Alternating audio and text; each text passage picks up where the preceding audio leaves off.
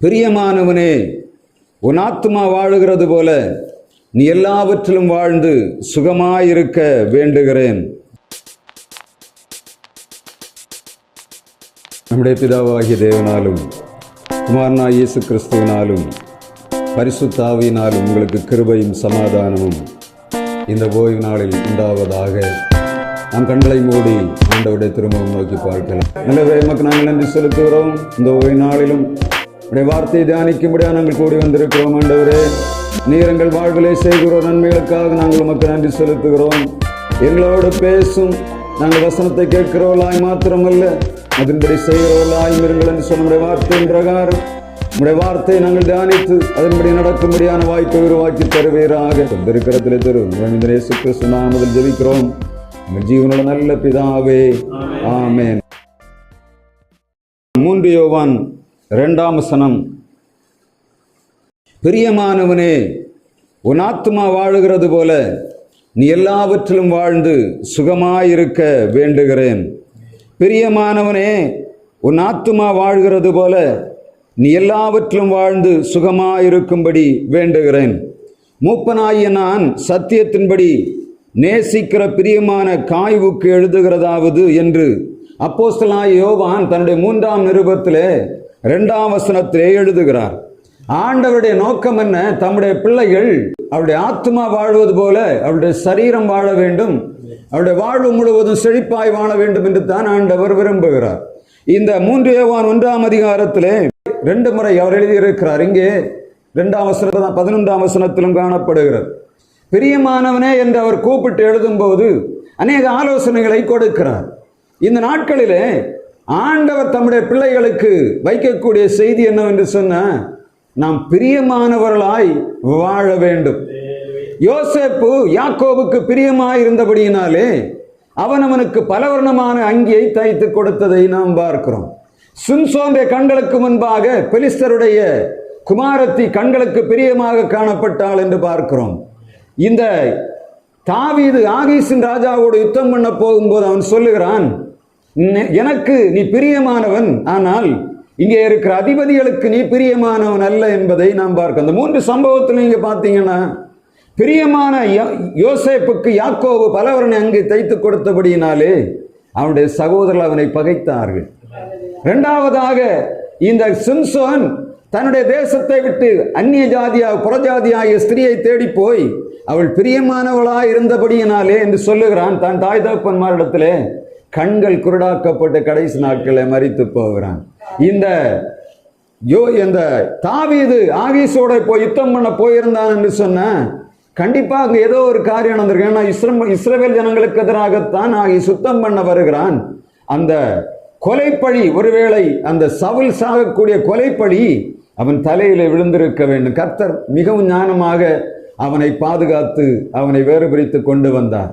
ஆனால் வேதத்திலே ஆண்டவர் பிரியமானவனே பிரியமானவனே என்று சொல்லும் போது அங்கே அநேக ஆசீர்வாதங்களை வைத்திருக்கிறதை நாம் பார்க்க முடியும். வேதத்திலே ஒரு சில பரிசுத்தவான்கள் ஆண்டவர் பிரியமானவர்கள் என்று கூப்பிட்டவர்களுக்கு கொடுத்த ஆசீர்வாதத்தை இன்றைக்கு நீங்கள் பெற்று போகும்படியாய் ஆண்டவர்களுக்கு இரக்கம் பாராட்டுவாராக. தொடர்ந்து சுவிசேஷத்தின் செய்தியை கொடுத்து கொண்டு நேற்று முந்தின நாள் 2 நாளைக்கு முன்பாக இந்த வசனம் பிரியமானவனே என்று சொல்லக்கூடிய வார்த்தை வந்தவனை தேடி பார்த்தேன். பிரியமானவனே, உன் ஆத்மா வாழுகிறது போல எல்லாவற்றிலும் வாழ்ந்து சுகமாயிருக்க வேண்டுகிறேன். உலகத்திலே வாழுகிற எல்லா மனிதர்களுக்கும் செய்கிற எல்லா வேலைகளும் பார்த்தீங்கன்னா, நாம் நன்றாய் வாழ வேண்டும், நம்முடைய குடும்பங்கள் செழிப்பாய் வாழ வேண்டும், நம் ஆசீர்வாதமாய் வாழ வேண்டும் என்று சொல்லித்தான் எல்லா முயற்சிகளையும் எடுக்கிறோம். நேரம் பார்க்காமல் வேலை செய்கிறோம், எல்லா பிரயாசங்களையும் எடுக்கிறோம். காரணம் என்ன? கர்த்தர் எனக்கு தந்திருக்கிற குடும்பம் ஆசீர்வாதமாக இருக்கணும், என்னுடைய நிலம்பலன்கள் ஆசீர்வாதமாக இருக்கணும், என்னுடைய தொழில் ஆசீர்வாதமாக இருக்க வேண்டும் என்று சொல்லித்தான் நாம் போராடி கொண்டிருக்கிறோம். ஆனால் ஆண்டவருடைய வார்த்தை சொல்லுகிறது, கர்த்தர் தமக்கு பிரியமானவனுக்கு என்ன செய்கிறார்? நித்திரை கொடுக்கிறார். சங்கீத புஸ்தகங்களிலே ஆண்டவர் சொல்லுகிறார், கர்த்தர் தமக்கு பிரியமானவனுக்கு என்ன செய்கிறார்? நித்திரை கொடுக்கிறார். தமக்கு பிரியமானவனுக்கு ஆண்டவர் நித்திரை கொடுக்கிறார். அநேக நேரங்களிலே ஜனங்களுக்கு நித்திரை வருவதில்லை. காரணம் என்ன? தேடி பார்த்த ஆண்டவருக்கு பிரியமில்லாத காரியங்களை வாழ்விலே செய்கிறபடியினாலே அவருடைய வாழ்வில் நித்திரை எங்கேயோ போய்விடுகிற. நன்மையான காரியங்களை செய்யும் போது சமாதானம் வருகிறது. ஆனால் தீமையான காரியங்களை நாம் செய்யும் போது இரவு நேரங்களிலே நமக்கு தூக்கம் வருவதில்லை. சங்கீதம் 127 அதிகாரம் 3 வசனத்தில் ஆண்டவர் அந்த வார்த்தையை சொல்லுகிறார். கர்த்தர் தமக்கு பிரியமானவனுக்கு நித்திரை அளிக்கிறார். நித்திரை என்று சொல்லுவதும் அநேக மனிதனுடைய வாழ்வில் இன்றைக்கு கடந்து போய் காணப்படுகிறது. ஆசீர்வாதத்திலே மிகவும் முக்கியமான காரியம் கர்த்தருடைய வார்த்தை சொல்லுகிறது, சமாதானத்தோടെ படுத்துக்கொண்டு நித்திரை செய்வேன், கர்த்தாவே நீர் ஒருவே என்னை சுகமாய் தங்க பண்ணுகிறீர். இரவு நேரத்தில் சுகமாக ஒரு மனிதன் படுக்கைக்கு போவான் என்று சொன்னா அதை போல மிகப்பெரிய பாக்கியம் இல்லை. நான் படுத்த உடனே தூங்கி விடுவேன், எந்த இடத்துல இருந்தாலும் சரி. ஆனால் இந்த நாட்களில் நீங்க பார்த்தீங்கன்னா சரீர பலவீனங்கள், அங்கங்கே வலி இருக்கிறதுனால தூங்க நினைத்தாலும் உடனே தூக்கம் வருவதில்லை. படுத்த இடத்துல எந்த இடத்துல படுத்தாலும் சரி, நான் படுத்த உடனே கொரட்ட சட்டம் மாதிரி என்னோட தூக்கம் உடனே வந்து விடும். ஆனால் இன்றைக்கு எவ்வளவு போராட்டங்கள் இருந்த நாட்களிலும் அந்த தூக்கத்திற்கு எனக்கு எந்த விதமான தடையும் இல்லை. இப்பொழுது சரீரத்தில் பலவீனங்கள் மேற்கொள்ளுகிறபடியினாலே இரவு நேரத்தில் படுத்த உடனே தூக்கம் வரதில்லை. முகம் அந்த உடம்பெல்லாம் வலிக்குது, அங்க திரும்பி பார்க்கிறோம், இங்க திரும்பி பார்க்கிறோம். காரணம் என்ன? கர்த்தர் தம்முடைய பிள்ளைகளுக்கு என்ன கொடுக்கிறார்? சுகமானத்திலே கொஞ்ச நேரம் அமைதியாக உட்கார்ந்து ஆண்டவரே பலன் தாரும் சுகம் தாரும் என்று சொல்லும்போது நல்ல நிம்மதியான தூக்கத்தை தருகிறார். எழும்ப முடியாது இல்லாவிட்டால் காலை நேரத்தில் இரவு நேரத்தில் படுக்கிற நிலைமை நினைத்து பார்த்தா காலையில் எழும்புவோமா என்று தெரியாது. ஆனால் கர்த்தர் சுகமாக தூங்க பண்ணி அதிகாலையில் பார்த்தா எந்த பிரச்சனை இல்லாதபடி கர்த்தர் எழுப்புகிறார். அவர் தம்முடைய பிள்ளைகளுக்கு பிரியமானவனுக்கு நித்திரை கொடுக்கிறார். நாம் ஆண்டவருடைய பிள்ளைகள், அவருடைய இரத்தத்தால் வேறு பிரிக்கப்பட்ட நாம் நம்முடைய ஆண்டவர் நமக்கு தருகிற நித்திரையை சுகமாய் அனுபவிக்க வேண்டும் என்று சொன்னார். ஆண்டவர் நம்மை பிரியமானவனே என்று கூப்பிடணும். மத்தேயு 3 அதிகாரம் 17 வசனத்திலே ஆண்டவருடைய வார்த்தை சொல்லுகிறது, இவர் என்னுடைய நேசகுமாரன், இவரில் பிரியமாயிருக்கிறேன். இயேசு பிதாவுக்கு கீழ்ப்படிந்தவராயிருந்தார். எல்லா காரியங்களையும் அவர் நீதியாய் செய்து வந்தார். அவர் பரிசுத்தவான் தான். ஆனால் கர்த்தருடைய வார்த்தை சொல்லும் 3 அதிகாரம் 17 வசனத்திலே ஆண்டவர் இயேசுவுக்கு என்ன சொல்லுகிறார்? இவருடைய நேசகுமாரன், இவரில் பிரியமாயிருக்கிறேன் என்று சொல்லுகிறார். அப்படியானால் இயேசுவுக்கே அந்த வார்த்தை தேவையா இருக்கும் என்று சொன்னா நமக்கு எவ்வளவு தேவை என்பதை நாம் கண்டுகொள்ள வேண்டும். ஒரு வீட்டில் 4 பிள்ளைகள் இருந்தா ஒரு பிள்ளை செல்ல மோளை இங்க வான்னு சொன்னா போதும், என்ன ஆகும்? ஒரு ஆளை செல்ல மோளைன்னு சொல்லிட்டா மற்றவர்களுக்கு எப்படி இருக்கும்? ஐயோ வார கோபம், அவ்வளோ செல்லம்னு சொல்லிட்டா என்ன ஆச்சு, என் நிலைமை மோசமாச்சு, அவ்வளோ செல்லவனுக்கு எல்லாத்தையும் சேர்ந்து நம்ம திடீர்னு வார்த்தை வந்துடும். ஏன்னா செல்ல மூளை வான்னு சொன்னா போதும், முடிஞ்சு போச்சு. மற்ற மூளைக்கு பாடு கண்டம் கையில் கத்தி எடுத்து வச்சுட்டு எப்படியாவது அந்த செல்ல மூளை குத்தி கொடு. எப்போ பார்த்தாலும் செல்ல மூளைகிட்ட எல்லாம் கொடு, செல்லமானுக்கு எல்லாம் பண்ணு, செல்ல மூளைக்கு எல்லாம் கொடுக்குற, எனக்கு ஒன்றும் தர மாட்டேன், இதுதான் வார்த்தை வரும். அப்போ கவனமாக தான் 2 பிள்ளையை பத்தாலும் என்ன பண்ணணும்? அம்மா மாதிரி அப்பா மாதிரி 2 பேரையும் ஒரே மாதிரி செல்ல மூளைன்னு கூப்பிட்டா தான் தப்ப முடியும், இல்லைன்னா என்ன ஆகும்? குழப்பம்தான். மகனை நேசித்தாலும் சரி, மக சொல்லுவான் அவன் மட்டும் யோக்கியம், எனக்கு என்ன இருக்கு, அவன் மகன் சொல்லுவான் அவளுக்கு என்ன எல்லாம் கொடுக்கிறாரு, அவ்வளோ செல்ல மூலா வச்சிரு, எனக்கு ஒன்றும் தரல. இப்படிதான் குழப்பம் நடக்குது உலகத்தில். ஆனால் ஆண்டவருடைய வார்த்தை தெளிவாக சொல்லுகிறது, பிரியமானவனே என்று ஆண்டவர் கூப்பிடணும்னு அதில் நிறைய குவாலிட்டிகளை ஆண்டவர் வைத்திருக்கிறார். ஆண்டவர் தம்முடைய பிள்ளைகளை வேதத்தில் ஒரு சிலரை பிரியமானவர்கள் என்று கூப்பிட்டார், அவருடைய ஆசீர்வாதத்தை வைத்ததை நாம் பார்க்க முடியும். உபாகமம் 33 அதிகாரம் 12 வசனத்தை முதலாவதாக நாம் வாசிக்கலாம். உபாகமம் 33 அதிகாரம் 12 வசனத்திலே ஆண்டவர் அங்கே ஒரு ஆசீர்வாதத்தை வைக்கிறார். இங்கே இஸ்ரவேல் ஜனங்களிலே 12 கோத்திரங்களிலே கடைசியாக பிறந்த பென்யமீனுக்கு மோசே கொடுக்கிற ஆசீர்வாதத்தை தான் உபாகமம் 33 அதிகாரம் 12 வசனம் பென்யமீனை குறித்து, கர்த்தருக்கு பிரியமானவன் அவரோடு சுகமாய் தங்கியிருப்பான், அவனை எந்நாளும் அவர் காப்பாற்றி அவன் எல்லைகளுக்குள்ளே வாசமாயிருப்பார். ஆங்கிலத்தில் இந்த வார்த்தை சொல்லுகிறது, and of Benjamin he said, the beloved of the Lord shall dwell in safety by him, cover him all the day long, dwell between his shoulders. And the Benjamin he said, the beloved of Lord shall dwell in safety by him, cover him all the day long, dwell between his shoulders. Tamil வார்த்தைக்கும் ஆங்கிலத்திற்கும் எவ்வளவு வித்தியாசம் இருக்குன்னு பார்த்தா உங்களுக்கு தெரியும். இங்கே 2வதாக சொல்லப்படுவது, முதலாவதாக வசனம் சொல்லுது, அவனோடு சுகமாய் தங்கி, கர்த்தருக்கு பிரியமானவன் அவரோட சுகமாய் தங்கி இருப்பான். இங்கே வசனம் ஆங்கிலத்தில் சொல்லுகிறது, அவன் மூலமாக ஆண்டவர் அவனுக்குள்ளே தங்கி இருப்பார் என்று சொல்லு. The Lord shall dwell in the house of Benjamin. The Lord shall dwell in safety by him. அவன் மூலமாக தேவன் என்ன பண்ணுவாரான்? பத்திரமாக அவன் வீட்டில் தங்கி இருப்பாரான். வசனம் எவ்வளோ வித்தியாசமாக போகுது. தமிழில் எப்படி வாசிக்கிறோம்? தமிழில் எப்படி இருக்கு? பிரியமானவன் அவரோடு சுகமாய் தங்கி இருப்பான்னு சொல்லுது. இங்க ஆங்கிலத்தில் எப்படி சொல்லுது? The Lord shall dwell எங்க? பெஞ்சமினுடைய வீட்டில் அவன் மூலமாக சுகமா தங்கி இருப்பாராம் அப்படி சொல்லுது. அப்போ கர்த்தருக்கு பிரியமானவன் என்ன பண்ணுவான்? வசனம் சொல்லுகிறது, அவரை தனக்குள்ள ஏற்றுக்கொள்ளுவான். எப்பொழுது ஆண்டவரை தனக்குள்ள ஏற்றுக்கொள்ளக்கூடிய மனிதனாக பெஞ்சமின் தான். வீட்டில் ஒரு சமாதானம் தேவையா இருக்கிறது. இப்பொழுது அவன் எப்பொழுதும் ஆண்டவரை தனக்குள்ளே வைத்துக் கொள்ளுகிறவனாயிருந்தான். கர்த்தர் தங்கி இருந்தார் என்ற உண்மைதான். எப்பொழுது பெஞ்சமின் அவரை தன்னுடைய கூடாரத்துக்குள்ளே கவனமாக வைத்திருக்கிறதை நாம் பார்க்க முடியுது. பெஞ்சமின் யார் தெரியுமா? இந்த பிரியமானவன் என்ற ஆண்டவர் அவனுக்கு ஆசீர்வாதம் கொடுக்கிறவன். பெஞ்சமினை கொஞ்சம் தேடி பார்த்தா தான் தெரியும். பெஞ்சமின் யார் தெரியுமா? பெஞ்சமின் யாரு? 35ஆம் அதிகாரம் ஆதியாகமத்தில் சொல்லப்படுகிற, நீங்க வாசித்தா தெரியும். 35ஆம் அதிகாரம் ஆதியாகமத்தில் 16 முதல் 18 வசனங்கள் வரையிலும் பென்யமீனை பற்றி சொல்லப்படுகிறது.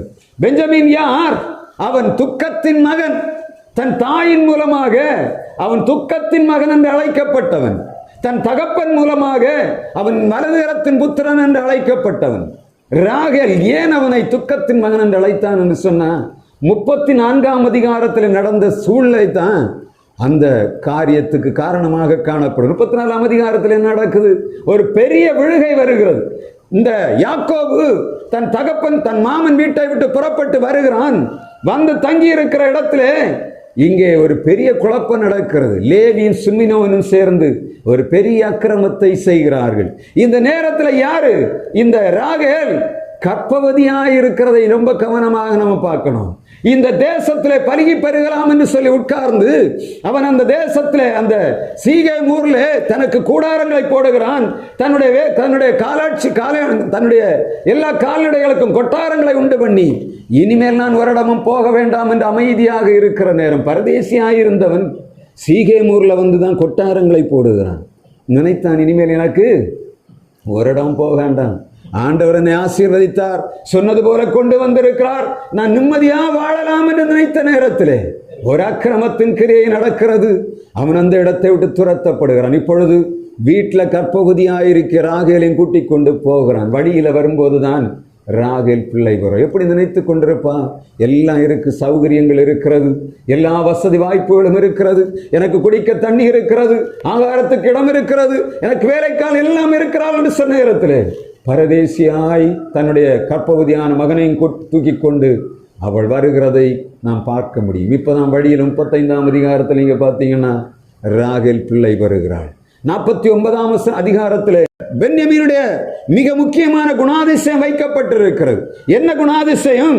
அவன் காலையிலே இரையை பட்சிக்கிறவன், சாயங்காலத்தில் என்ன பண்ணுகிறான்? இரவில் தான் பங்கிடுகிற மனிதனாக இருந்தான். தனியா வச்சு ஒன்றும் சாப்பிட்ட மனிதனா தெரியல. வசனம் தெளிவா சொல்லும், பீறுகிற ஓனாய் தான். ஆனால் யாக்கோபு கொடுத்திருக்கிற அந்த ஆசீர்வாதத்திலே 2 காரியத்தை வைக்கிற. ஒன்று என்ன? காலையிலே அவன் இரையை பட்சிப்பான், சாயங்காலத்திலே இரவிலே அதை பங்கிடுகிறவனாயிருக்கிறான். தம்முடைய பிள்ளைகளுக்கு பென்யமீனுடைய மிகப்பெரிய குணாதிசயம் என்ன?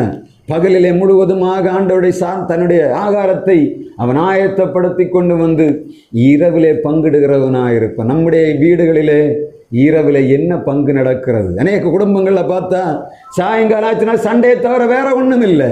ஆனால் பென்யமீனுடைய வீட்டில் என்ன இருந்தது? பகலிலே அவன் சம்பாதித்த பொருட்களை கொண்டு வந்து பிள்ளைகளோடு அவன் அமைதியாக உட்கார்ந்து அவன் அந்த சம்பாத்தியத்தை பிள்ளைகளுக்கு பங்கிடுகிறவனா. காலை நேரத்தில் நம்ம எதை சம்பாதிக்கிறோம்? இதுதான் கேள்வி. என்னென்ன அநேக நேரங்களில் நாம் பிரயாசப்படுகிறோம். நன்மையானவைகளை சம்பாதித்தால் வீட்டில் வரும்போது சமாதானமாக இருக்கும். தீமையானவளை சம்பாதித்தால் என்ன இருக்கும்? வீட்டுக்கு வரும்போது நிம்மதியே இருக்காது, உள்ளமெல்லாம் அடித்துக் கொண்டிருக்கும். நான் எப்படி இதை சம்பாதித்தேன், என் பிள்ளைகளுக்கு இதை கொடுக்க போகிறேன், அந்த ஆகாரத்தை வைக்கிறது நல்ல ஆகாரம் தானா என்பதை நாம் சிந்தித்து பார்க்க வேண்டும். இரவு நேரத்தில் அவன் வந்து பிள்ளைகளுக்கு பங்கிடுவான். தன்னுடைய ஆகாரத்தை அவன் பங்கிடும் போது அது தனக்கும் தன்னுடைய குடும்பத்திற்கும் தன்னை சுற்றி உள்ளவர்களுக்கும் கூட அவன் கொடுத்திருக்கலாம். காலை நேரத்தில் கர்த்தருடைய வார்த்தை சொல்லுகிறது, அதிகாலையில் எழும்பி ஆண்டவருடைய சமூகத்திலே உட்கார்ந்து ஆண்டவரிடத்திலிருந்து ஆசீர்வாதத்தை பெற்றுக்கொள்கிற மனிதன் என்ன செய்வான்? அவன் இரவு நேரத்திலே நல்ல பங்கிடுவான். கர்த்தருடைய வார்த்தை சொல்ல, நீதிமான்களின் கூடாரங்களில் ரட்சிப்பின் கம்பீர சத்தம் உண்டு. இரவு நேரத்திலே நீதிமான்களை படுக்கை எப்படி இருக்கும்? கம்பீரிப்பா இருக்கும் என்று கர்த்தருடைய வார்த்தை சொல்லுகிறது. கம்பீரமான சத்தம் நீதிமான்களை வீடுகளிலே கேட்கும். பென்யமீன் அதிகாலையிலே தன்னுடைய இரையை பட்சிக்கிறவனாயிருக்கிறான், இரவு நேரத்திலே பங்கிடுகிறவனாயிருக்கிறான். 49ஆம் அதிகாரத்திலே யாக்கோபு லேவிக்கும் சிமியோனுக்கும் ஆசீர்வாதம் கொடுக்கிறான். என்ன ஆசீர்வாதம் தெரியுமா? லேவியும் சிமியோனும் யாரு? கொடுமையின் கருவிகள். கொடுமையின் கருவி. அவன் சொல்லுகிறான், என் ஆத்துமாவே நீ அவளோடு சேராதே, அவளுடைய ஆலோசனைக்கு உடன்படாதே. அப்படியானால் இவனுக்குள்ள எப்படி இருந்திருக்கு? இந்த 34ஆம் அதிகாரம் ஆதியாகமத்தில் நடந்த காரியம் அவன் முடிவில் வர சொல்லுகிறான். கடைசியில் ஆசீர்வதிக்கும் போது லேவியை சிமியோனையும் பார்த்து சொல்லுகிறான், இவள் கொடுமையின் கருவிகள், இவளுடைய ஆலோசனைகளுக்கு உடன்படாதே என்று சொல்லுகிறார். இந்த காரியம் தான் எங்கே இருக்கு? இந்த ராகேல் தன்னுடைய பிள்ளைகளுக்கு தன் மகனாகிய பென்யமீனுக்கு அவன் பெயர் போடும்போது சொல்லுகிறார். பென்யமீன் யாரு? தாய்ப்பால் குடிக்காத மனுஷன், அப்படிதானே? தாய்ப்பால் குடிக்காத மனுஷன். பெத்த உடனே அம்மா இல்லை, அம்மானு கூப்பிட ஆள் இல்லை. எப்படி இருந்து யோசித்து பாருங்க. பிறந்த உடனே வந்து பார்க்குறாங்க, அம்மாவை சாகடிச்சிட்டான். என்ன பண்ண அந்த உலகத்தில்? வெறுப்பின் உச்சத்துக்குள்ள இருக்கிற இந்த பென்யமீன். ஆனால் ஆண்டவருடைய வார்த்தை சொல்லுகிறது, பென்யமீனை மோசே ஆசீர்வதிக்கிறார். ஆனால் தன் தகப்பன் என்ன சொல்லுகிறார்? பென்யமீனை பார்த்து பென்யமீன் பீறுகிற ஓனா என்று சொல்லுகிறார். ஆனால் மோசே ஆசீர்வதிக்கும் போது சொல்லுகிறார், என்ன சொல்லுகிறார்? பென்யமீன் யாரு? ஆண்டவருக்கு பிரியமானவன். நீங்க இந்த உபாகமம் 33ஆம் அதிகாரத்தை எடுத்து படிச்சு பார்த்தீங்கன்னா தெரியும். அந்த ஆசீர்வாதத்தின் வரிசை நீங்க பார்த்தீங்க, ரொம்ப கவனமா இருக்கும். என்னன்னா, அங்கே ஆசீர்வதிக்கும் போது முதலாவது மோசே ரூபனை ஆசீர்வதிக்கிறார். இந்த யாக்கோபு ஆசீர்வாதமும் மோசேடைய ஆசீர்வாதத்தை வேறுபடுத்தி பார்த்தா தெரியும். இந்த யாக்கோபு தன்னுடைய பிள்ளைகளுக்கு அவனவன் கிரியைக்கு தக்கதாக ஆசீர்வாதத்தையும் சாபத்தையும் வைக்கிறான். ஆனால் மோசே யாரையும் சபித்ததா இல்லை. 33ஆம் அதிகாரம் முழுவதும் நீங்க பார்த்தீங்கன்னா ஒரு கோத்திரத்தையும் சபிக்கவே இல்லை, எல்லாரையும் ஆசீர்வதிக்கிறான். ரூபனை ஆசீர்வதிக்கிறான். இந்த யாக்கோபு ரூபனை பார்த்து சொல்ல, தண்ணீரை போல தளம்பினவனே நீ மேன்மடைய மாட்டா என்று சொல்ல, தன்னுடைய சொந்த மகன் என்று சொல்லுகிறான். தகப்பன் மஞ்சத்தின் மேல் ஏறினபடியினாலே நீ யார்?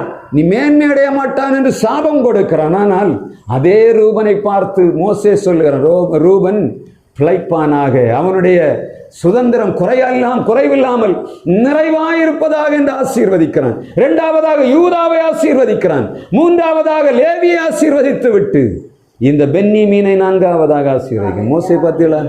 மோசே எவ்வளவு மேன்மையாக பென்யமீனை வைத்திருந்தான்னா, யாக்கோபு எல்லா மனிதர்களையும் எல்லா பிள்ளைகளையும் ஆசீர்வதித்து விட்டு கடைசியாக பென்யமீனை ஆசீர்வதிக்கிறான். நீங்க என்ன உபாகமம் 33ஆம் அதிகாரத்தை எடுத்து பார்த்தீங்கன்னா பென்யமீனை நான்காவதாக ஆசீர்வதிக்கிறதை நாம் பார்க்க முடியும். யாரு? யோசேப்பு கூட முன்ன கொண்டு வரல. முதலாவதாக ரூபனை, தன் தகப்பன் சபித்த ரூபனை முதலாவதாக ஆசீர்வதிக்கிறான். எல்லாராலும் புகழப்பட்ட யூதாவை இரண்டாவதாக ஆசீர்வதிக்கிறான். மூன்றாவதாக யாக்கோபினாலே கொடுமையின் கருவி என்று சொல்லப்பட்ட லேவியை ஆசீர்வதிக்கிறான். நான்காவதாக அவன் பென்யமீனை ஆசீர்வதிக்கிறான். அப்படிதானே? 33ஆம் அதிகாரம் 12ஆம் வசனத்துல தான் அந்த ஆசீர்வாதம். என்ன சொல்லுகிறார்? பென்யமீனு ஆண்டவருக்கு பிரியமானவன். பிரியமானவனே உன் ஆத்துமா வாழ்வது போல் நீ எல்லாவற்றிலும் வாழ்ந்து சுகமாயிரு மகனே. பிரியமானவனே உன் ஆத்துமா வாழ்வது போல் நீ எல்லாவற்றிலும் வாழ்ந்து சுகமாயிரு.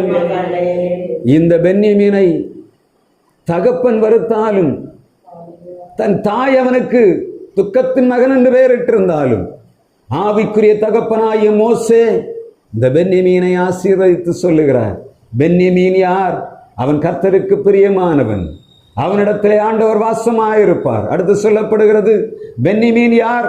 அவனை ஆசீர்வதிப்பது மாத்திரமல்ல, அவனை அவன் அவன் அவன் அவனை எந்நாளும் அவர் காப்பாற்றி அவனை அவனுடைய அவனுடைய எல்லைகளுக்குள்ளே வாசமாயிருப்பார் என்று சொல்லு. அங்கே முதலாவதாக சொல்லப்படுகிறது he cover him under his wing. இரண்டாவதாக he dwell in between the shoulders என்று சொல்லப்படுது. அவருடைய புயத்துக்குள்ளே அவருடைய ஷோல்டர்களுக்குள்ளே ஆண்டவர் எப்படி இருப்பார்? தங்கிய பின்பக்கத்தில் இருக்கிறாரான்னு தெரியல, முன்பக்கத்தில் இருக்கிறாரான்னு தெரியல. ஷோல்டர்களுக்குள்ளன்னா என்ன அர்த்தம்? ஒன்னில் அவர் இருதயத்தில் இருக்கணும், அப்படி இல்லைன்னா இப்போ பின்னாடி இருந்திருக்கணும். அவர் சொல்லுகிறார், நான் அவரை மூடுவேன், பென்யமீனை நான் மூடி, முதலாவது அவனோடு தங்கியிருந்து அவனை மூடுகிறேன். இரண்டாவதாக அவனுடைய ஷோல்டர்களுக்குள்ளே நான் பத்திரமாய் காணப்படுகிறேன். பென்யமீன் எழும்புனா என்ன பண்ண முடியாது, ஒருவனும் அவரை தாண்டித்தான் அவனை தொடணும். அதுதான் என்னோட அர்த்தம். அவனை பாதுகாக்கிற ஆண்டவர் சொல்லுகிறார், அவருடைய எல்லைகளுக்குள்ளே வாசமாயிருக்கிறார் என்று சொன்னான். அவருடைய ஷோல்டர்களுக்குள்ளே பத்திரமாக ஆண்டவர் இருக்கு. முன்பக்கத்தில் இருந்தாலும் ஒருவனும் ஒன்றும் பண்ண முடியாது, பின்பக்கத்தில் வந்து பென்யமீனை ஒன்றும் செய்ய முடியாது. எதற்காக ஆண்டவர் அந்த ஆசீர்வாதத்தை கொடுக்கிறார்? அவன் பிரியமானவனாயிருந்தான் என்று மோசே அவனுக்கு வாக்கு கொடுக்கிறபடியினாலே அவனுக்கு கொடுக்கிற ஆசீர்வாதத்தை நாம் அங்கே பார்க்கிறோம். இரண்டாவதாக நாம் இன்னொரு மனிதனை ஆண்டவர் கூப்பிடுகிறதை பார்க்க முடியும். பிரியமான புருஷனாகிய தானியேலே என்று சொல்லி ஆண்டவர் தானியேல் 9ஆம் அதிகாரத்திலே இந்த தானியேலை கூப்பிடுகிறதை நாம் பார்க்க முடியும். தானியேல் 9ஆம் அதிகாரத்திலே கர்த்தர் அவனை பார்த்து சொல்லுகிறார், பிரியமான புருஷனாகிய தானியேலே. 9ஆம் அதிகாரம் 23ஆம் வசனத்திலே சொல்லப்படுகிறது, பிரியமான புருஷனாகிய தானியேலே, நீ மிகவும் பிரியமானவன், ஆதலால் வேண்டிக் கொள்ள தொடங்கின போதே கட்டளை வெளிப்பட்டது. கர்த்தருக்கு பிரியமானவன் யார்? அவன் பாபிலோனிலும் கர்த்தருடைய பிரியமானதை செய்வான் என்று ஏசாயா தீர்க்கதரிசன புஸ்தகம் 44ஆம் அதிகாரம் 28ஆம் வசனத்திலே கர்த்தருடைய வார்த்தை சொல்லுகிறது. கர்த்தருடைய வார்த்தை, பாபிலோனிலே கர்த்தருக்கு பிரியமானவன் அவருக்கு பிரியமானதை செய்வான் என்பதை ஏசாயா தீர்க்கதரிசியை கொண்டு ஆண்டவர் விளம்புகிறதை நாம் பார்க்க முடியும். இந்த பாபிலோனில் இருந்தது யாரு? இந்த தானியேல் எங்கே இருக்கிறான்? கர்த்தருக்கு பிரியமானவன் பாபிலோனிலும் கர்த்தருக்கு பிரியமானவருக்கு விரும்புகிற காரியத்தை செய்வான். தேவ பிள்ளைகளாகிய நாம் ஆண்டவரால் பிரியமானவன் என்று அழைக்கப்பட வேண்டும் என்று சொன்னார். உலகமெல்லாம் நம்மை துக்கத்தின் மகன் என்று சொன்னாலும், உலகமெல்லாம் நம்மை வெறுத்து ஒதுக்கினாலும், எல்லாராலும் நாம் ஒன்றுமில்லாதவர்கள் எண்ணப்பட்டாலும் ஆண்டவர் நம்முடைய காரியங்களை பார்க்கிறார். அதிகாலையிலே நம்முடைய இரையை பட்சித்து நம்முடைய பிள்ளைகளுக்கு அந்த இரையை பங்கிடுவோம் என்று சொன்னார். ஆண்டவர் நம்மை பார்த்து கர்த்தர் பிரியமானவர் என்று சொல்லுகிறார். இரவு நேரத்திலே ஆண்டவருடைய ஆசீர்வாதம் நமக்குள்ளே வருகிறது. இரண்டாவதாக தானியேலை பார்த்து ஆண்டவர் சொல்லுகிறார், பிரியமான புருஷனாகிய தானியேலை. 9ஆம் அதிகாரத்தை நீங்க எடுத்து படிச்சு பார்த்தா தெரியுது. அதற்கு முன்பு அவன் கடந்து போன பாதை எழுதப்படுகிறது. அவன் மிகவும் ஒரு தரிசனத்தை கண்டு மிகவும் குழம்பி போனவனாய் உட்கார்ந்து இருக்கிறார். தானியேல் 9ஆம் அதிகாரம் 2ஆம் வசனத்தை எடுத்து படிச்சு பாருங்க, தெரியும். தானியேலாகிய நான் நிறைவேறி தீர 70 வருஷம் சொல்லும் என்று கர்த்தர் எரேமியா தீர்க்கதரிசியோடு சொல்லிய வருஷங்களின் தொகையை புஸ்தகங்களால் அறிந்து கொண்டேன். நான் உபவாசம் பண்ணி உட்கார்ந்திருந்தேன்.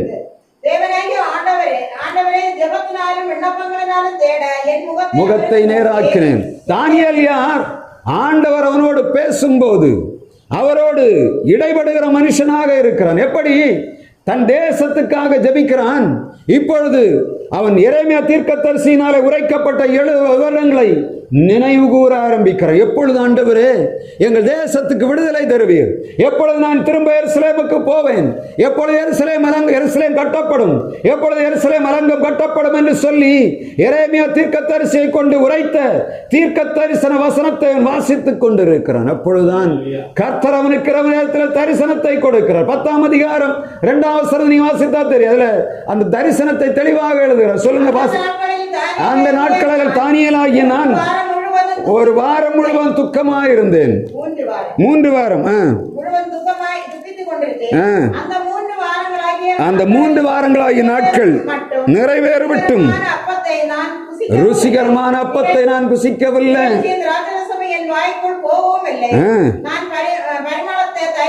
பூசிக்கொள்ள ஒண்ணுமே செய்யவில்லை. அவன் தரிசனத்தை கண்டான், குழம்பி போய் கிடக்கிறான். என்ன பண்ணுவதுன்னு தெரியவில்லை.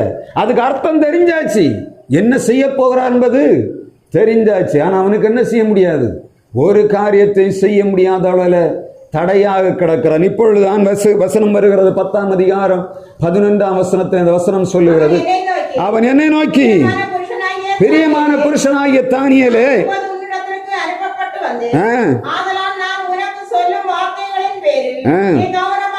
கவனமாயிருந்து கால் ஊன்றி நில் என்றான். இந்த வார்த்தையை எழுந்து நின்றேன். பயப்படாதே என்று சொல்லி அவன் சொல்லுகிறான். 13ஆம் வசனத்தில் சொல்லுகிறார், எல்லாம் சரிதான், உன்னால இப்ப கிரியை செய்ய முடியாத காரியம் என்ன? பெர்சியா தேசத்தின் அதிபதி எதிர்த்து நின்றான். நீ வேண்டிக் கொள்ள தொடங்கின போதே கட்டளை வெளிப்பட்டாயிற்றானா வந்து என்ன பண்ண முடியவில்லை, நான் ஒன்றுமே செய்ய முடியல. பெர்சியா தேசத்தின் அதிபதி என்ன பண்ணிட்டு இருக்கான், தடை பண்ணி கொண்டிருக்கிறான். 3 வேளையும் எருசலேமுக்கு நேராக பலகணிகள் திறந்து ஜெபித்த மகா பெரிய ஒரு அதிகாரி. அந்த பாபிலோனிலே அதிகாரியாய் வைக்கப்பட்ட தானியேல் எல்லா ராஜாவுடைய கட்டளையும் மீறி எருசலேமுக்கு நேராக பலகணிகள் திறந்திருக்க தன்னுடைய விண்ணப்பங்களை ஏறெடுக்கிறவனாயிருந்தான். என் தேசத்தை விட்டு நான் துரத்தப்பட்டு அந்நிய தேசத்திலே அடிமையாக இருக்கிறேன். என்னுடைய பட்டணமானது இடிந்து கிடக்கிறது. என்னுடைய ராஜ்யம், என்னுடைய எருசலேம் தேவாலயமானது இப்பொழுது தகர்ந்து கிடக்கிறது. 70 வருடங்களாக ஒன்றுமே செய்ய முடியவில்லை. எப்பொழுது நீர் இதனை விடுதலை தருவீர் என்று கேட்டுக் கொண்டிருக்கிறான். இப்பொழுது கர்த்தருடைய தூதன் வருகிறான். ஜெபித்துக் கொண்டிருக்கிற, உபவாசம் இருந்து ஜெபித்துக் கொண்டிருக்கிற தானியேலை பார்த்து அவன் சொல்லுகிறான், பிரியமான புருஷனாகிய தானியேலே, நீ கேட்டுக்கொண்ட போது, வேண்டிக் கொள்ள தொடங்கின போதே கட்டளை வெளிப்பட்டது. ஆனாலும் பெர்சியா தேசத்தின் அதிபதி எனக்கு எதிராக வந்தான், நான் அவனை மேற்கொண்டேன், இப்பொழுது என்னோடு பேசும்படியாய் வந்திருக்கிறேன் என்று சொல்லுகிறார். அன்பு சகோதரனே, சகோதரியே, வருட கணக்காக ஒரு காரியத்துக்காக ஜெபித்துக் கொண்டிருக்கிறோம். ஆனால் வாஞ்சித்த காரியம் நிறைவேறவில்லை. எல்லாம் தகர்ந்து போய் கிடக்கிறது. நம்பிக்கைகள் எல்லாம் நஷ்டப்பட்டு போய் வாழ்விலே நீ விடுவி உண்டா என்று அங்கலாய்க்கிற நேரத்திலே தீர்க்க தரிசனத்தின் வார்த்தை தானியேலுக்கு நேராக வருகிறது. பிரியமான புருஷனாகிய தானியேலே, நீ வேண்டிக் கொள்ள தொடங்கின போதே கட்டளை வெளிப்பட்டது. நீங்கள் தீவிரமாய் இந்த ஆலயத்தை கட்டப்போகிறீர்கள். உங்கள் ஆலயம், உங்கள் எருசலேமின் அலங்கமானது கட்டப்பட போகிறது என்பதை அவன் மிக ஆணித்தரமாக அவனோடு பேசுகிறதை நாம் பார்க்க முடியும். ஆனால் சொல்லுகிறார், தானியேலாகிய நீயோ முடிவு காலம் மட்டும் போயிரு, உன் சுதந்திர வீரத்துக்கு எழுந்திருப்பான். நான் உனக்கு காண்பித்த காரியங்கள் எல்லாம் இன்னும் எருசலேமிலே நடைபெறும் என்று சொன்னபோது தான் ஆண்டவர் கோரேசை எழுப்புகிறார். அந்த பாபிலோனிலே இருந்த இன்னொரு ராஜா யார்? இந்த கோரேசுடைய நாட்களிலே ஆண்டவருடைய கட்டுமான பணி நிறைவேறும்படியாக அங்கே காரியம் வெளிப்படுகிறதை நாம் பார்க்க முடியும். கர்த்தருடைய வார்த்தை சொல்லுகிறது, இந்த கோரேசை ஆண்டவர் அழைக்கிறார். ஏசாயா தீர்க்க தரிசனத்திலே அவன் என் மேய்ப்பன், அவன் எருசலேமை நோக்கி நீ கட்டப்படு என்றும் தேவாலயத்தை நோக்கி நீ அஸ்திவாரப்படு என்று சொல்லி எனக்கு பிரியமானதை எல்லாம் நிறைவேற்றுவான் என்று சொல்ல. தரியு ராஜா அரசாண்ட காலம் முழுவதும் இந்த கோரேஸ் ஆளுகிற நாள் வரையிலும் அந்த தரியு ராஜா கொடுத்த கட்டளையானது அதம் பண்ணப்பட்டு அப்படியே நிர்விசாரமாய் கிடந்தது. அங்கே ஆகாயும் சகரியாயும் எழும்பி தீர்க்க தரிசனம் சொல்லுகிறார்கள். எருசலேம் ஆலயம் கட்டும்படியான வாய்ப்பு உருவாகிறது. யார் மூலமாக? இந்த கோரேசு மூலமாக உருவாகிறதை நாம் பார்க்க முடியும்.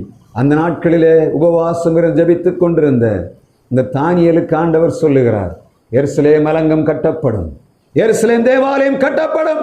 ஒரு ராஜாவுக்கு ஆண்டவர் கட்டளை கொடுக்கிறார். பாபிலோனில் இருந்த ராஜாவுக்கு ஆண்டவர் கட்டளை கொடுக்கிறார். யார் மூலமாக?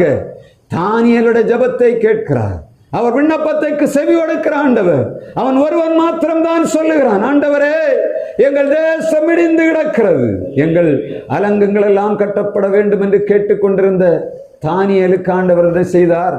அவனுடைய தீர்க்க தரிசனத்துக்கு பிரதிபலனாக தன்னுடைய தூதனை அனுப்பி சொல்லுகிறார், பிரியமான புருஷனாகிய தானியேலே, நீ வேண்டிக் கொள்ள தொடங்கின போதே கட்டளை வெளிப்பட்டு கர்த்தருக்கு பிரியமானதை செய்யும்படியாய் அழைக்கப்பட்ட இந்த தானியேல் அந்நிய தேசத்திலும் எப்படி இருந்தான்? ஆண்டவருக்கு பிரியமாக வாழ்ந்தான். நம்ம லைஃப் எப்படி இருக்கு? பிறரோடு சேர்ந்து அந்நிய தேசத்தில் தான் உட்கார்ந்து இருக்கிறோம், அந்நிய தேசத்துல தான் வாழ்ந்து கொண்டு இருக்கிறோம். இந்த தேசம் நமக்கு சொந்தமானதில்லை. ஆனா நம்முடைய எண்ணங்கள் எல்லாம் எங்கே இருக்கு? எருசலேமுக்கு நேராக பலகணிகள் திறந்திருக்கிறதா என்று பார்க்கணும். எருசலேமுக்கு நேராக பலகணிகள் திறந்திருக்கும் என்று சொன்னார். நம்முடைய பரமகானானை நோக்கி நம்முடைய கண்கள் இருக்கும் என்று சொன்னார். இந்த பரதேசியாய் வாழுகிற இந்த அடிமைத்தன தேசத்திலிருந்து ஆண்டவர் விடுதலை கொடுத்து நம்முடைய எருசலேமின் ஆலயங்கள் இலங்கங்கள் கட்டப்படும்படியாகவும் எருசலேம் தேவாலயம் கட்டப்படும்படியாக திரும்ப உயிர்ப்பிக்கும்படியாக வல்லமை உள்ளவராயிருந்த காரியம் இல்லாமல் காரணம் இல்லாமல் ஆண்டவன் இடத்தில் ஒரு ஊழியத்தை ஆரம்பிக்கவில்லை. அது மாத்திரம் மிக தெளிவாக தெரியும். தொடர்ந்து ஆண்டவர் அதைத்தான் கொடுத்து கொண்டிருக்கிறார். தீவிரமாக ஆலயம் கட்டப்பட வேண்டிய நாட்களுக்குள்ளே நீங்கள் வந்திருக்கிற உணர்வு உங்களுக்கு வேண்டும். எப்படியாகும் சீக்கிரமாக நீங்கள் கால் வைத்த இடத்திலே ஒரு ஊழியத்தை கட்டி எழுப்ப வேண்டும் என்று சொல்லி ஆண்டவர் மிக தீவிரமாக கிரியை செய்து கொண்டு வருகிறார். இந்த நாளில் ஆண்டவர் விரும்புகிற காரியம் என்ன? நம்மை பிரியமான புருஷனாகிய தானியேலே என்று கூப்பிட வேண்டும் என்று சொன்னார். நம்முடைய ஜெபங்கள் ஆண்டவருக்கு நேராக போகணும். எருசலேம் கட்டப்படணும். எருசலேம் தேவாலயம் கட்டப்படணும். எருசலேம் நலங்கங்கள் கட்டப்படணும். அதற்காக நான் ஜெபிக்கும்படியாய் ஆண்டவர் எதிர்பார்க்கிறார். இந்த நாளிலும் நம்முடைய விண்ணப்பங்கள் ஆண்டவருக்கு நேராக புறப்பட்டு போவதாக. மூன்றாவதாக, பிரியமானவனே என்று பிரியமானவளை என்று பெயர் கொடுத்த மிக முக்கியமான காரியம் ஒன்று காணப்படும். உன்னத பாட்டுகளின் புஸ்தகம் 2ஆம் அதிகாரம் 2ஆம் வசனத்தை ஒருவர் வாசிக்கலாம். மிகவும் முக்கியமான காரியம், திருச்சபைக்கு ஆண்டவர் கொடுக்கிற செய்தி உன்னத பாட்டிலிருந்து மிக தெளிவாக ஆண்டவர் தருகிறார். கர்த்தர் தம்முடைய வார்த்தையை ஒரு காலம் விருதாவாய் செய்கிறவல்ல. அடிமைத்தனத்துக்குள்ளே கிடந்த தானியேல், பாபிலோனிலே இருந்த கோரேஸ் ராஜா பிரியமானவன் என்று அழைக்கப்பட்டான். எல்லாராலும் வெறுத்து ஒதுக்கப்பட்ட பென்யமீன் தன் தாயின் கருவிலே வெளியே வந்த உடனே தன் தாயை இழந்த பென்யமீன் பிரியமானவனே என்று அழைக்கப்பட்டான். உன்னத பாட்டுகளின் புஸ்தகம் 2ஆம் அதிகாரம் 2ஆம் வசனம் சொல்லுகிறது. வாசிக்கலாம். முள்ளுகளுக்குள்ளே லீலி புஷ்பம் எப்படி இருக்கிறதோ அப்படியே குமாரத்திகளுக்குள்ளே எனக்கு பிரியமானவளும் இருக்கிறாள். முள்ளுகளுக்குள்ளே லீலி புஷ்பம் எப்படி இருக்கிறதோ குமாரத்திகளுக்குள்ளே எனக்கு பிரியமானவளும் இருக்கிறார். சர்வ வல்லவரான ஆண்டவர், திருச்சபையை நேசிக்கிற ஆண்டவர் சொல்லுகிறார். சாலமோனை கொண்டு தன்னுடைய உன்னத பாட்டுகளை எழுதும் போது ஒரு சபையைத்தான் இங்கே முழுவதுமாக சொல்லிக் கொண்டு வருகிறார். சபையின் குணாதிசயங்கள் தான் உன்னத பாட்டு முழுவதும் எழுதப்படுகிறது. வெளிப்படையாக உன்னத பாட்டு சூலேமித்தியையும் நேசரையும் பற்றி சொன்னாலும் முழுவதுமாக சபையை ஆண்டவர் இங்கே உன்னத பாட்டிலே வைக்கிறதை நாம் பார்க்க முடியும். ஆவிக்குரிய அர்த்தத்தோடு உன்னத பாட்டை நாம் படிப்போம் என்று சொன்ன நாம் கடந்து வருகிற இந்த பாதையிலே சபையானது எப்படி காணப்படுகிறது என்பதை ஆண்டவர் மிக தெளிவாக இந்த உன்னத பாட்டுகள் 8 அதிகாரங்களில் வைத்திருக்கிறதை நாம் பார்க்க முடியும். உன்னத பாட்டுகளிலே 2ஆம் அதிகாரம் 2ஆம் வசனம் என்ன சொல்லுகிறது? முள்ளுகளுக்குள்ளே லீலி புஷ்பம் எப்படி இருக்கிறதோ அப்படியே குமாரத்திகளுக்குள்ளே எனக்கு பிரியமானவளும் இருக்கிறார். அங்கே குமாரத்திகள் அநேகம் இருந்தாலும் முள்ளுகளுக்குள்ளே யார் இருக்கார்? எனக்கு பிரியமானவள் இருக்கிறார். சாதாரணமான காரியம் இல்லை. உள்ளையும் குத்தும் வெளியே குத்தும், அப்படிதானே? உள்ள இருக்கிற ஆளு வெளியே வரணும்னாலும் உள்ள தாண்ட முடியாது. வெளியே இருக்க ஆளு உள்ள வரணும்னாலும் என்ன பண்ண முடியாது. குமாரத்திகளுக்குள்ளே ஆண்டவருக்கு பிரியமானவள் எங்க இருக்கா? முள்ளுகளுக்குள்ள இருக்கிறார். அநேக நேரங்களில் நம்ம ரோஜா பூ பறிக்க போயிருக்கோம். ரோஜா பூ எப்படி இருக்கும்? எல்லா பூவும் வெளியே பார்க்கும்போது நல்ல அழகாக இருக்கும். போய் பறித்து எடுத்து விடணும். முள்ளு ரோஜா புள்ள அடியிலேருந்து நம்ம முடிச்செடுக்க முடியுமா? ஏன்? முள் இருக்கும். முள்ளுகளுக்குள்ளே ரோஜா பூ இருக்கு. இந்த அதே போலத்தான் ஆண்டவர் சொல்லுகிறார், குமாரத்திகளுக்குள்ளே சபைகளுக்குள்ளே சபை நிறைய இருக்கு. சுதந்திரமாக இருக்கக்கூடிய சபைகள் இருக்கிறது.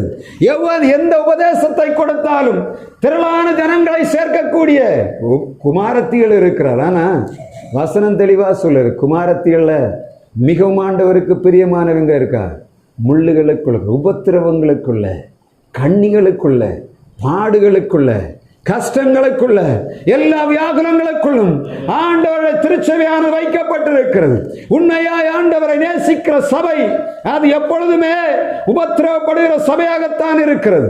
உலகத்தோடு ஒட்டி போகிற சபை எப்பொழுதும் அது உபத்திரவத்தை சகிக்காத சபையாக காணப்படுகிறது. சபையானது உபத்திரவத்தை சகிக்கும் போது என்ன பண்ணணும்? முள்ளை உடைத்து விட்டு வெளியே வரக்கு தான் முயற்சி பண்ணு.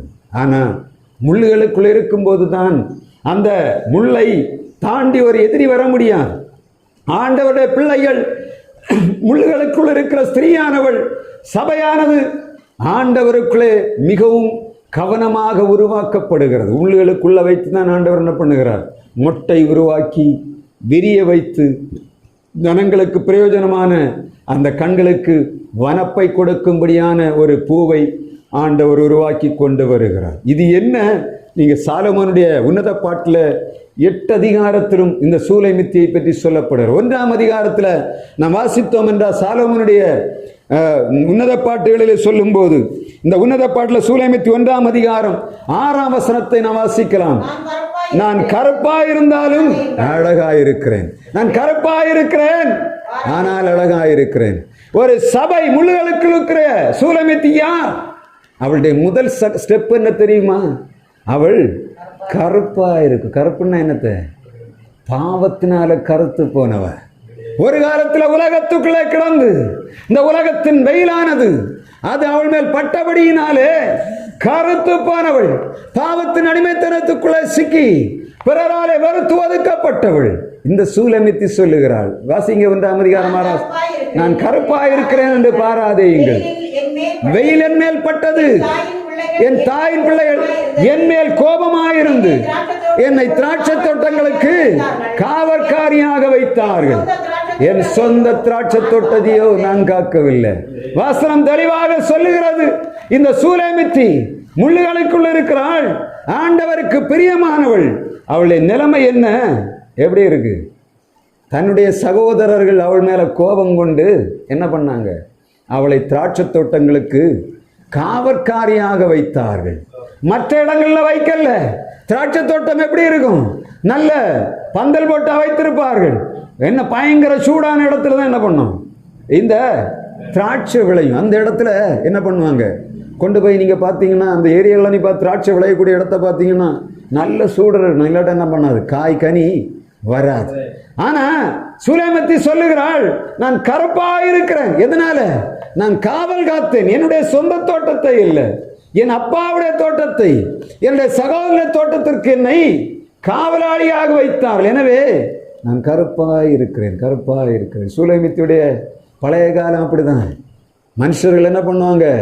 தங்களுடைய சொந்த தோட்டத்தில் இல்லை, வேற எங்கேயாவது கொண்டு போடுகிறார்கள். எதற்காக? எப்படியாவது மேய்ச்செடுத்து வா என்று சொல்லி. காரணம் என்ன? இவர்களுக்கு அந்த வெயில நிற்க முடியாது. என்ன பண்ணுகிறார்கள்? வெயில தாங்குவதற்காக இந்த சகோதரியே அனுப்பி விடுகிறார். அதான் பெரிய கொடுமை. சூலைமித்தி யாரு?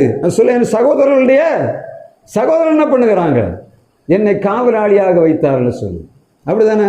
முள்ளுகளுக்குள்ள இருக்கக்கூடிய சூலைமித்தி ஆண்டவருக்கு பிரியமானவளாக இருந்தவள். ஆனால் என்ன பண்ணுகிறா? வசனம் சொல்லுகிறது, அவள் விட்டுட்டு ஓடல. திராட்சை தோட்டத்தை காவலாளியாக வைத்திருக்கிறார்கள். இந்த வெயில் படுகிறது என்று சொல்லி அவள் விட்டுட்டு ஓடல்ல. அந்த வெயிலின் எல்லா உஷ்ணத்தையும் தாங்கி அவள் கருத்து போனவளாக இருக்கிறதாக கர்த்தருடைய வார்த்தை சொல்லுகிறது. இரண்டாவதாக உன்னத பாட்டுகளின் புஸ்தகம் 2ஆம் அதிகாரம் 14ஆம் வசனம். 2ஆம் அதிகாரம் 14. கன்மலையின் வெடிப்புகளுக்குள்ளும் சிகரங்களின் மறைவிடங்களிலும் தங்குகிற என் புறாவே, உன் முரூபத்தை எனக்கு காண்பி, உன் சத்தத்தை நான் கேட்கட்டும். உன் சத்தம் இன்பமும் உன் முகரூபம் அழகுமாயிருக்கிறது. இங்க இரண்டாவதாக சொல்லப்படுகிறது, சூலைமித்தி எங்க இருக்கிறார்? கன்மலையின் வெடிப்புகளுக்குள்ளே. வெளியே பார்க்க முடியல. இப்ப கன்மலையின் வெடிப்புகளுக்குள்ள போயிட்டா. எதுக்காக? தன்னுடைய மறைவிடம் இந்த வெயில் நேரத்தில் கொஞ்சம் போல நிழல் வேண்டும் என்று சொல்லி என்ன பண்ணுகிறார்? கன்மலையின் வெடிப்புகளுக்குள்ளே போய் உட்கார்ந்து இருக்கிறார். எப்படியாவது பார்க்கிறா. என்ன பண்ண? திராட்சை தோட்டத்தை காக்கணும், குள்ளநரி வரும், குளிமுசல் வரும், எல்லாத்தையும் பாதுகாக்கணும். அப்ப என்ன பண்ணணும்? கன்மலையின் மறைவிடத்துக்குள்ளே அவள் பத்திரமாக இருந்து பாதுகாக்கிறதை கர்த்தருடைய வார்த்தை சொல்லுவார். இந்த மோசே ஆண்டவரிடத்துல கேட்கிறான், உம்முடைய மகிமையின் சாயலை நான் பார்க்கணும்னு கேட்கிறான். ஆண்டவர் என்ன சொன்னார் தெரியுமா? என்ன சொன்னார்? நான் உன்னை கன்மலையின் பிளப்புக்குள்ளே வைப்பேன், என் முகத்தை, என் கையை வைத்து என்னை மறைப்பேன். நான் கடந்து போகும்போது என் பின்பக்கத்தை நீ பார்ப்பா, என் முகத்தை பார்த்து ஒருவனும் என்ன பண்ணக்கூடாது? உயிரோடு இருக்க முடியாது. ஆண்டவர் தம்முடைய பிள்ளைகளோடு பேசும்போது அவர் எங்கே வைக்கிறார்? கன்மலையின் மறைவிடத்துக்குள்ளே வைக்கிறார். ஆண்டவருடைய சமூகத்துக்குள்ளே வந்த சூலைமித்தி இப்பொழுது பாதுகாக்கக்கூடிய நேரத்தில் என்ன பண்ணுகிறார்? கன்மலையின் வெடிப்புக்குள்ளே உட்கார்ந்து இருக்கிறார். ஆண்டவருக்கு பிரியமான சூலேமித்தி முதலாவது என்ன இருந்தா? கருப்பா இருந்தா. இரண்டாவது என்ன இருக்கு? கண்மலையின் வெடிப்புக்குள்ள. சபை இன்றைக்கு தன்னை பாதுகாக்கும்படியாக கண்மலையின் வெடிப்புகளை தேடுகிறது. கண்மலை வெடிப்புகளிலும் குகைகளிலும் மலைகளிலும் அநேக இடங்களில் ஜனங்கள் தங்களை ஆண்டவரை ஆராதிக்கும்படியாக ஒழித்துக் கொண்டிருக்கிறார்கள். கர்த்தருடைய சபை எங்கே உருவாக்கப்படுகிறது? கண்மலையின் வெடிப்புகளுக்குள்ளே, இந்த முள்ளுகளுக்குள்ளே உருவாக்கப்படுகிறது.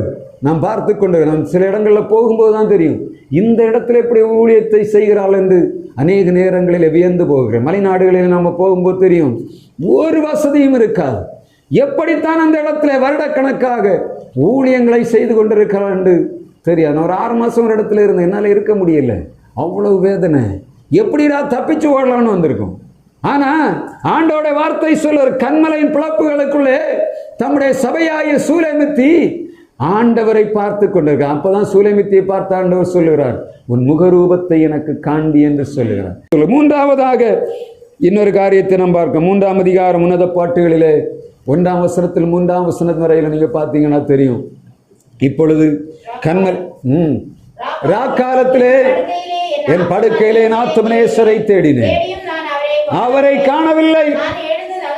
நான் எழுந்த நகரத்தின் இப்ப நீங்க பாத்தீங்கன்னா இந்த சூலேமித்தி, முள்ளுகளுக்குள் இருக்கிற சூலேமித்தி, கருப்பான சூலேமித்தி, கண்மலையின் வெடிப்புகளுக்குள் இருக்கிற சூலேமித்தி இப்ப அவ தேடி போகிறா, ஆண்டவரை தேடுகிறா. தேடும்போது வசனம் சொல்லுகிற முதலாவதாக என் படுக்கையிலே அவரை தேடினேன். நான் என்ன பண்ணல, காண முடியவில்லை.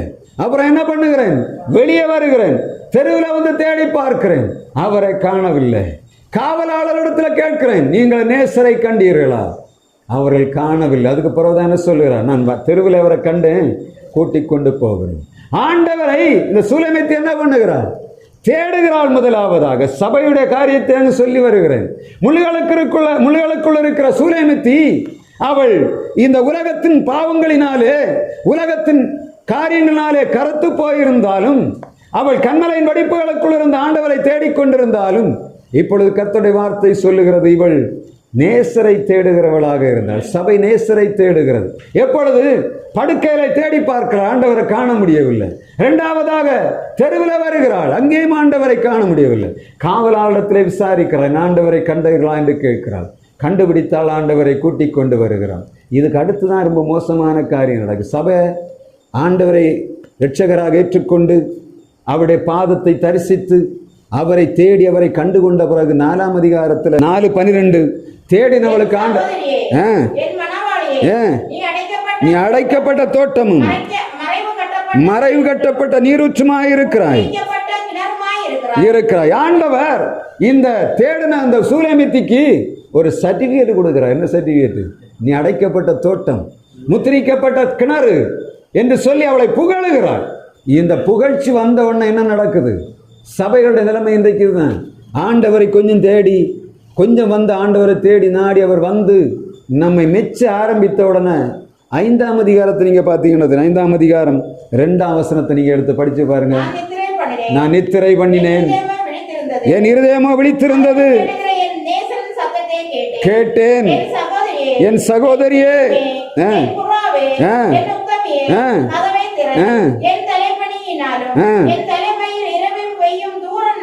நனைந்திருக்கிறது என்று சொன்னார். இதுவரையிலும் ஆண்டவரை தேடி போய் அவரை கண்டுகொண்ட சூலேமித்தி ஆண்டவரால புகழப்பட்டு மிகுந்த ஆசீர்வாதத்தை பெறும். அப்படிதானே? 5ஆம் அதிகாரம் 1ஆம் வசனத்தை பார்த்தீங்கன்னா தெரியும்.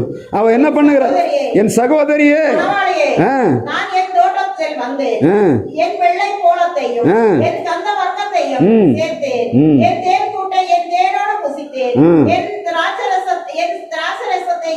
என் பாலோடும் குடித்தேன், சிநேகிதரே புசியுங்கள் குடியுங்கள்.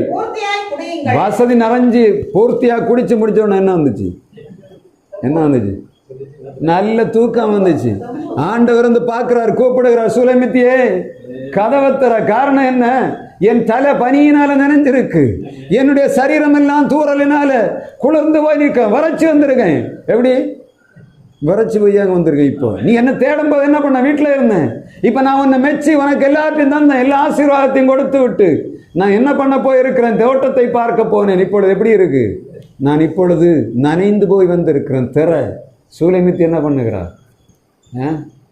வாசித்து பாருங்க 2ஆம் வசனம் 3ஆம் வசனம். என் வஸ்திரத்தை கழற்றி போட்டேன், நான் அதை திரும்ப எப்படி கழுவினேன், திரும்ப அழுக்காக்கு.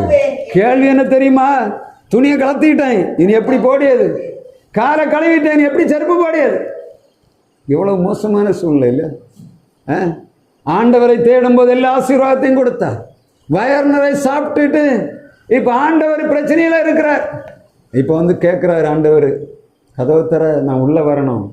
ஆண்டவர் போய் விடுகிறார். போன பிறகு 7ஆம் வசனத்தை படிங்க.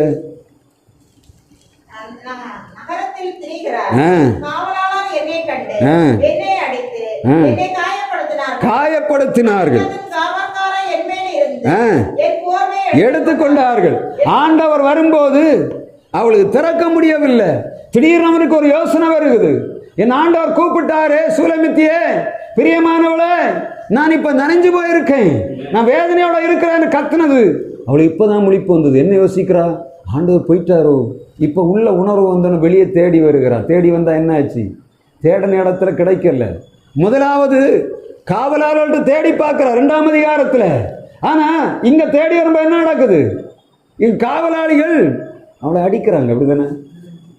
ஒரு காலத்துல ஆண்டவரை தேடி வரும்போது நம்மை விட்டுவிட்ட காவலாளிகள் இன்றைக்கு ஆண்டவர் எல்லா நன்மைகளையும் பெற்று நம் ஆண்டவருக்கு கீழ்ப்படியாத போது அவன் பார்க்கிறான் எதிராளி, இவன் என்னாரு, நல்ல மூக்கு முட்டை தின்னு கொளுத்து ஆண்டவரை தேடவில்லை. காவலாளி என்ன பண்ணுகிறான்? ஆடி கொடுக்கிறதை கர்த்தருடைய வார்த்தை சொல்லுவார். இந்த காலத்தில் அப்படிதான் நடக்குது. அநேக நேரங்களில் ஆண்டவரை தேடினோம், கர்த்தர் நமக்கு ஆதரவாக இருந்தார். இந்த நாட்களிலே அவருக்கு அவருடைய எல்லா நன்மைகளையும் பெற்றுவிட்டு அவருக்கு கதவை திறக்க முடியவில்லை. அந்த வசனத்தின் கடைசியில் சொல்லுகிறது, யார் இவள் தெரியுமா? இவள் 2 சேனைகளுக்கு சமானமானவள் என்று 6ஆம் அதிகாரம் கடைசியில் ஆண்டவர் சொல்லுகிறார். 7ஆம் அதிகாரத்தில் அவருடைய ராஜகுமாரத்தி என்று அழைக்கிறார். திரும்ப வருகிறார், அவளுக்கு எல்லா நன்மைகளையும் கொடுத்து விட்டு அவளை திரும்பவும் ராஜகுமாரத்தியாக மாற்றுகிறாள். இந்த முடிவாக கிளைமேக்ஸ் நீங்க பார்த்தீங்கன்னா தெரியும். 8ஆம் அதிகாரம் சூலேமித்தில கடைசியாக 8ஆம் அதிகாரம் கடைசி வசனம் சொல்லுற, வாசிக்கலாம். என் நேசரே, தீவிரியும்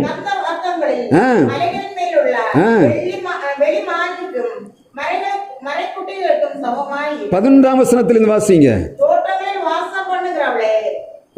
11 பாகால ஆமோனிலே சாலோமோனுக்கு ஒரு திராட்சை தோட்டம் உண்டாயிருந்தது. அந்த தோட்டத்தை காவலாளிகள் வசத்திலே அதன் பலனுக்காக ஒவ்வொரு 1000 வெள்ளிக்காசு கொண்டு வரும்படி விட்டார். என் திராட்சை தோட்டம் எனக்கு முன்பாக இருக்கிறது.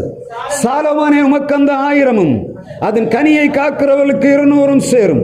தோட்டங்களில் வாசம் பண்ணுகிறவளே, தோழன் சத்தத்தை கேட்கிறார்கள், நானும் அதை கேட்கட்டும். என் நேசரே, தீவிரியும் கந்தவர்க்கங்களின் மலைகள் மேல் உள்ள வெளிமானுக்கும் மறைகளின் குட்டிகளுக்கும் சமானமாயிரும். சூலேமித்தியை ஆண்டவர் பிரியமானவளை என்று அழைத்து அவளை பாவத்தின் அடிமை திறந்து மீட்டெடுத்து அவளுக்கு எல்லா ஆசீர்வாதத்தையும் கொடுத்து அவள் பின்வாங்கி போனவன் அவளை விட்டுவிடாதபடி அவளை ராஜகுமாரத்தியாக கொண்டு வந்து திரும்ப பொறுப்பை ஒப்படைக்கிறார். ஒப்படைத்து விட்டு சாலோமனுடைய தோட்டத்தையும் அவளுடைய தோட்டத்தையும் கொடுத்து கூலிக்காரலை வைத்து அதை பாதுகாக்கும்படி அவளுடைய கையிலே விட்டு இருக்கிறார். அதான் இன்னைக்கு ஆண்டவர் செய்திருக்கு. அப்படிதானே? ஆண்டவராக இயேசு கிறிஸ்து இந்த உலகத்திலே வந்து தம்முடைய பிள்ளைகளுக்காக ராஜ்யத்தை உருவாக்கும்படியான பொறுப்பை, பரலோக ராஜ்யத்துக்கு போகும்படியான பொறுப்பை, ஜனங்களை ஆயத்தப்படுத்துகிற பொறுப்பை சூலேமித்தியாகிய சபைக்கு நமக்கு தந்திருக்கிறார். இந்த தோட்டத்தை பாதுகாக்கிற பொறுப்பும் கூலியும் நமக்கு ஆண்டவர் தருகிறார். எதற்காக?